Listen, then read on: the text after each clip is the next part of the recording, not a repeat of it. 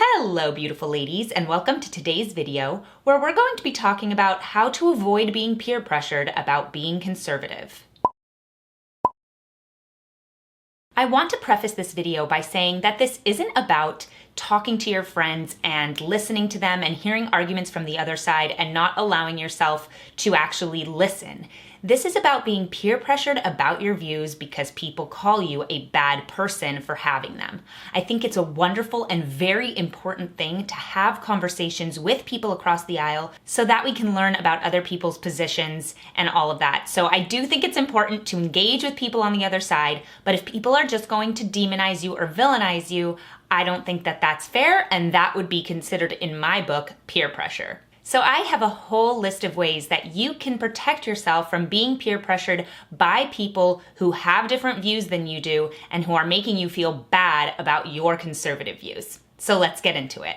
The first thing to do is to arm yourself with the arguments. Every view you hold and have should have a basis and a foundation for why you believe it. You shouldn't have your views just because somebody told you to. You should go and study up on why you should believe that. Now, of course, your parents and the people that you trust have those views for a reason, so it's good to listen to them and hear why they think those things. But it's also really important to have those arguments and understand them for yourself. You shouldn't just willy-nilly agree to whatever anyone says who is someone that you treat as a role model. You really should take the time and take your time to learn and understand those arguments before going out into the real world and being faced with different ones. Because the thing is, news and facts will always be skewed one way or the other, and so it's always important to understand both sides. So when somebody starts saying that you're a bad person for having conservative beliefs and starts just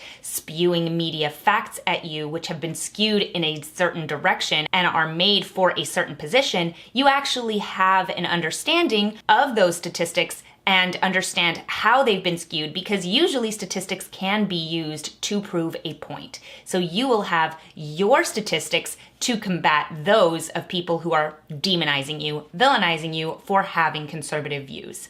Having the facts, having an understanding of why you believe what you believe is always going to be the first line of defense when someone is trying to peer pressure you into a different point of view. If you understand all of the things that you believe and you have invested the time to research and actually know why you believe those things, then when somebody starts peer pressuring you into believing something else because you would be a bad person otherwise, bad person in quotation marks, you will actually have the foundation to respond. But the other part of that is that if you are in a conversation with someone who is trying to peer pressure you into a different point of view, and you don't necessarily know the answer or know of the statistics that they're bringing up, you can admit that you don't know. You can say, oh, I haven't heard that before, or I haven't read that, or I just don't know that. Don't try and fake that you've heard it before, because at the end of the day, you're not going to be able to have a good argument if you've never heard it before. And so it's important for you to be able to admit, hey, I've never heard that. And then when you go home and you decide to look it up or research it, you will actually have that in your back pocket the next time somebody brings it up to you, and you'll be able to say, actually, I did look this up and I do understand it, and actually, here's an argument for the other side. So it is really important that you be honest with yourself and honest with the person that you're talking to if you didn't know what they were bringing up, because then you don't look arrogant for having tried to start a conversation and an argument on something you have no basis for. So it's always important to admit when you don't know something and then just go home and study up and read about it so that the next time it comes up, you're prepared. It's always important to know what the other side is saying, so when they try to villainize you or demonize you, you actually are prepared. You've heard it before, you know what the response should be, and you're not totally taken off guard. And then in a situation where you are being peer pressured, where someone is telling you you're a bad person for being conservative, you can actually take a moment and respond because you've been prepared for that, instead of feeling so bad and guilty that someone that maybe is your friend or someone that you go to school with is calling you a bad person. It's really easy to want to avoid conflict by just agreeing with people, and if you agree with people enough over time, you may start to see that you actually start to agree with them internally and not just externally. When I was in college and in my master's and in my professional studies certificate, I constantly felt pressured to talk about my political views. And when I say talk about my political views, I mean agree with the people around me. The problem is that if you are in college with people who are actually going to become your work colleagues, it's not just, people I'm hanging out with and friends who I'm never going to actually have to see them in a work environment, where in that situation, you can easily remove yourself or say what you actually believe without fearing about losing job opportunities. I was working with people who would be my work colleagues, who I would be in rehearsals with or in shows with, and I didn't want to risk my career opportunities by talking about what I actually thought about conservative politics. So often I would just agree with the people around me so that I wouldn't get into conflict with them. But after I would agree with people, I would go home, I would look up the arguments that they were saying and just continue to give myself the information so that I understood my own positions. If you just continually agree with people because you care about them and you don't want to be shunned, often you will start to see that maybe your positions will start to change because you're not backing up your own positions, you're not talking about them enough, and you're hearing such an influx of the other side calling your side and your position bad, evil even. And so you will just start to slowly, without even realizing, move to a different position. So it's kind of like in Harry Potter, you have to have constant vigilance about your own positions and reinforcing them. Now, another really important thing is being friends with the right people. Now, when I say being friends with the right people, I don't just mean conservatives. There are a lot of people who are on the left who are open to having conversations and discussions, and those people you should absolutely be friends with because those conversations are so important and will really help you develop your own views and your own positions. But there are also people across the aisle who will just say, you're a bad person for having a different view than I do. Those people are not your friends because they actually believe that because you're conservative, you are bad. And you don't have to hang around people like that because, hey, we all have different views. Even people on the right have different views from each other. So if you are only friends with people who have your exact views and you're in an echo chamber, you're never actually going to strengthen your own positions, your own beliefs. And so it's important to have friends who have diverse thoughts, but they have to respect each other's opinions. And if you are constantly being villainized by the very people who you think you can trust, that's going to peer pressure you into changing your opinions because you want to fit in. So it's really important to stay friends with the people who actually want to have these conversations and who aren't going to villainize you for having those opinions that are different from their own.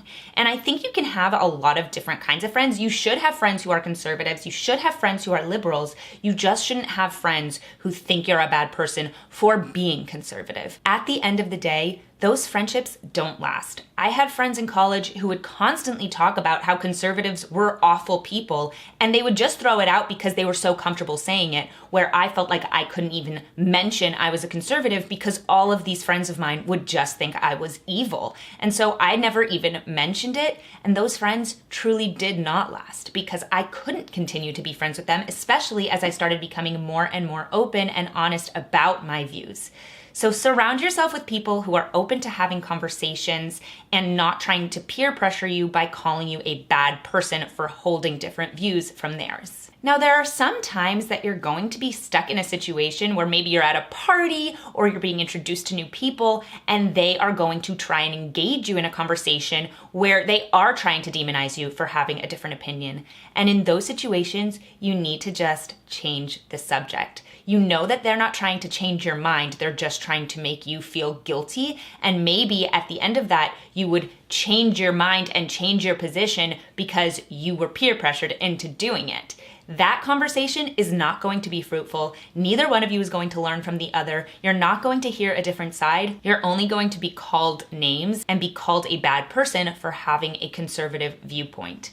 You should not be in those conversations. Just change the subject, walk away, whatever you have to do so you can de-escalate that situation. Because If you're in a situation, let's say for me, if I was with work colleagues, I would simply change the subject. I couldn't leave the room, I couldn't just walk out, but I would just kind of subtly shift what we were talking about so that we wouldn't cross over into conservative politics and I wouldn't have to lie about my positions or just nod my head as they continue to talk about their views. So I would just subtly change the subject, do the same thing if you're in that position. It's not going to be worth it for you to engage. And you can usually recognize those kinds of conversations when someone is starting to use words about conservatives as a group, if they're saying that people are bad, if they're villainizing or demonizing those on the other side of the aisle instead of just talking about the ideas. The ideas are much more interesting at the end of the day than the people who hold them. So if you are having a conversation with someone and it's about the ideas, you usually can have a really fruitful conversation, even if it's someone who has a totally different view than you do. But if it's somebody who is really trying to demonize the people who hold those ideas, it's just not going to be worth it. And the last thing to remember is remember why you're not giving in to peer pressure. It is so hard when you are in a position where all of the people that you know, care about, hang out with, have a different view than you do. And it feels like it would just be easier to give in and say, I don't want to be conservative anymore. It's just too hard. But there's a reason that you hold the views that you do. You believe in the truth. Not his truth, not your truth, but the truth. And you believe in values that make this country great, and maybe your faith bolsters those values as well. And those things are incredibly important and are so worth it, even when it's hard, even when you feel like you have to just keep your mouth shut. Because at the end of the day, your conservative values and your conservative beliefs and your conservative ideals are going to give you so much more happiness in the long run. And you will find that bolstering your views instead of giving into peer pressure when somebody calls you a bad person will also give you much more integrity. You're staying true to what you actually believe instead of just giving up so that you're not called names. And if you hold these conservative values for a reason, you should stick to them and maintain them because you did the research so that you really believe those things for a good and true reason. So stay strong, try and surround yourself with people who will support you. Keep researching, keep yourself informed so that you do understand all of the things that you believe. And remember that you are not alone in your conservative views. There are so many of us, and we are here to support each other. Let me know in the comments a time that you've been peer pressured about your conservative views or what you've done to avoid it. I'd love to hear.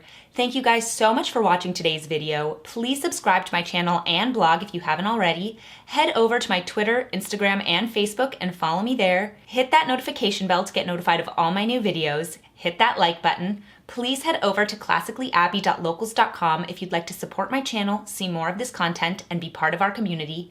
And I'll see you guys in my next video. Bye!